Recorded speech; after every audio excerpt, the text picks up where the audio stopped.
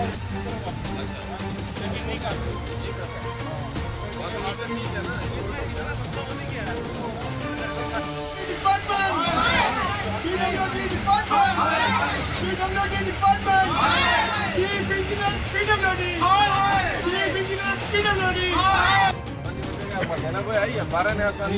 Road का नाम क्या है? इसका NH कौन सी है भैया?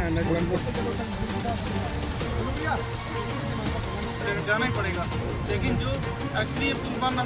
आज हमने लोगों की प्रॉब्लम्स को देखा कि 2018 में जब पुल शुरू हुआ था 6 महीने काम चलता रहा, कंस्ट्रक्शन चलती रही, उसके बाद इसमें स्टे लग गया।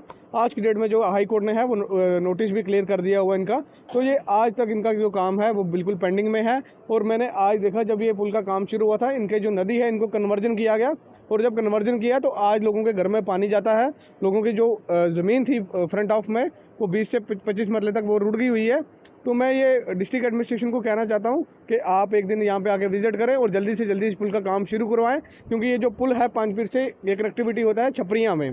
तो एक पुल तो कनेक्टिविटी होना वो तो दूर की बात थी, पर जो लोगों के घर थे वही तबाह होने पे आ गए। जो लोगों के ये इन लोगों का इनकम ही यही है, घर में इन्होंने जो रखा है गाय बच्चा जिससे इनकम करते हैं और मकान बनाया है इन्होंने। अगर इनका ये हौसला ही नहीं देगा तो ये ज़िंदगी में क्या करेंगे?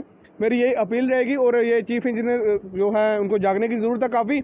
मैं चीफ़ इंजीनियर साहब को कहता हूं कि आप जागें थोड़ा सा। आप चेयर में बैठने के लिए नहीं आए हैं, आप लोगों के काम करने के लिए आए हैं राजौरी डिस्ट्रिक्ट में। और कम से कम राजौरी डिस्ट्रिक्ट में अगर आप आए हैं तो आप देखें ये पुल के कितनी देर से इनका नोटिस जो है क्लियर हो चुका हुआ है हाई कोर्ट की तरफ से।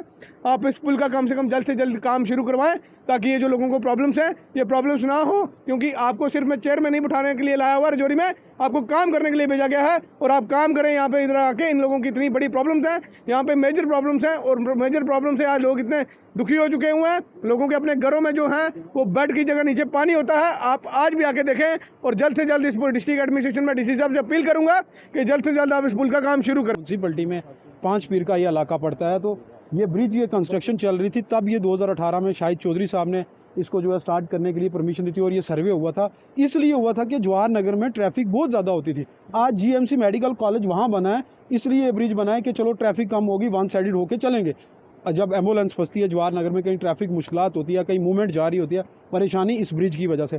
जब कोर्ट ने इसको वकेट कर दिया, स्टे लगा हुआ था, वकेट कर दिया, तो फिर ये कंस्ट्रक्शन डिले क्यों है? मुझे एक चीज़ की समझ नहीं आ रही। PWD और चीफ जो इनके हैं, या तो वो जो पैसा आया था वो लैप्स हो गया, या इनकी जो जेबों में पेटों में भर चुके हैं। मैं खुल के बोलूँगा, मुझे कोई किसी चीज़ का डर नहीं है। और दूसरी बात मैं कहूँ, म्यूनसिपलिटी में ये एरिया पड़ता है, ये साथ में नाला, आपने इसका कवरेज लिया होगा, जितना साथ में नाला है, इसमें देखिए ये बुज़ुर्ग लोग, बच्चे हैं, यहाँ पे सर्दी का इलाका है यहाँ पे।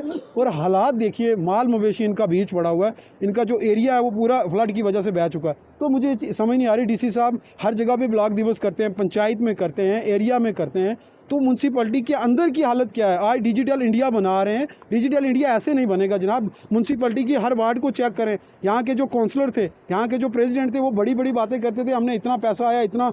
आज मुझे बताइए कि जितना भी पीछे म्यूनसिपलिटी का गंद है, बाजार का और सिटी का, वो सारा इनके सामने से जा रहा है। तो नदी ही नहीं साफ़ हो रही जनाब।